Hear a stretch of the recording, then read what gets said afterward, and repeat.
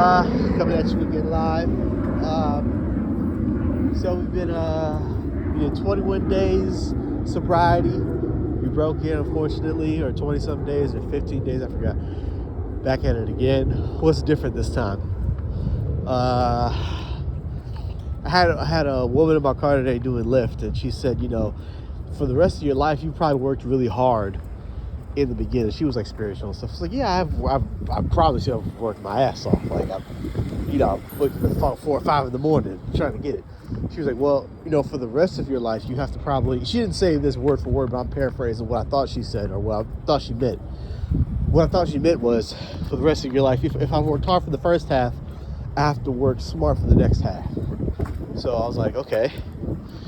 And I didn't ask what that meant because we were just talking so much. It was such an emotional conversation. But that's what I want to talk to you guys about sobriety. In the beginning, we tried to just blockers, ad agencies,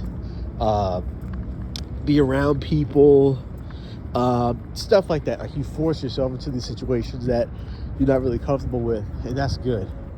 And then eventually, I think you get to a point where you put yourself in a position that, in this position I'm trying to put myself in, which is,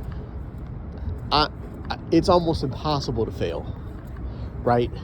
So if I was one to go to the NFL, and I went to a D1 school, and I made the right contacts, and I went to church every day, and I did this, and this, it would almost be impossible for me not to go.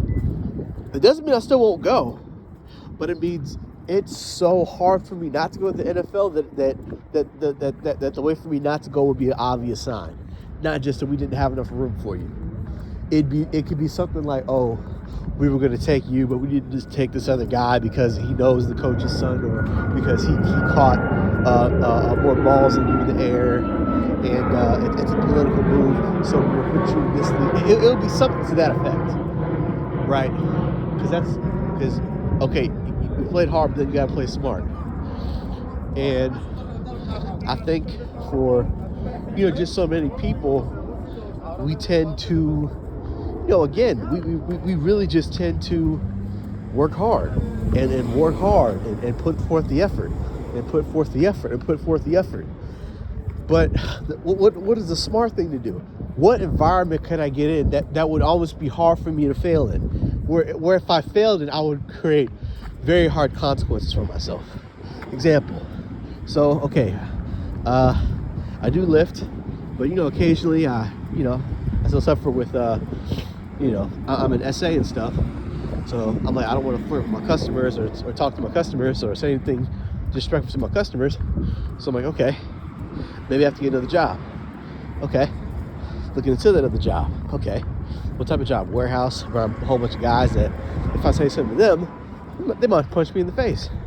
So maybe look into that.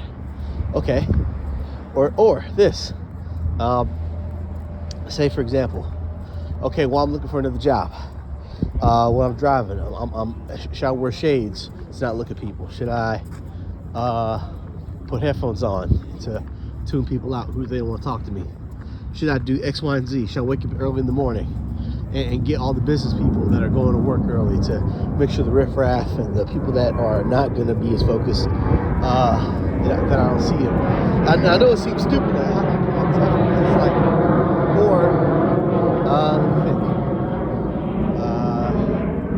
shit, it could be anything, man. It could be anything. But as long as, I'm in the right, okay, or I might spend the night over at my mom's house a couple days. Why? Because I know if I hate being over there, then me just being over there a couple days makes my subconscious remember, hey, if you don't act right, he'll be right back over here. Is this where you want to be? I'm talking about my subconscious mind. When you do that, and you're always on this thing called your toes, you put yourself in environments where failing is a shittier option than succeeding. Not just, hey, I'm afraid of success because that's a real thing, but failing is worse than succeeding. So if I enjoy maybe being a modern day monk, hanging out with my brothers, brothers and whatever fraternal Christian life I attend to. That means I have to live by certain guidelines, rules, and regulations, right? Okay, Christian and all this other stuff, right? Okay, I have to put myself in alignment with that.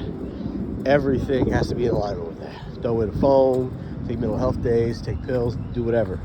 Because I want the outcome of that more than I want the immediate success of breaking my fast, of breaking my, does that make sense? For my mental health. So, I mean, that's really it, guys. If you're in your 20s, 30s, or 40s right now, whatever, really, it's not just about, do I just make money? How do I stop, addiction? It's like, okay, how do I surround myself all the time with ways so that I don't fall back into addiction? The same way a crackhead would do it, the same way an alcoholic would do it, the same way the sex addict does, the same way the person that spreads rumors does. You get around a sobriety circle, whatever you struggle with, and you focus on that, and also make sure you don't fall into those other bad habits. And then before you know it, you're successful. I love you guys. Have a good day. Bye-bye.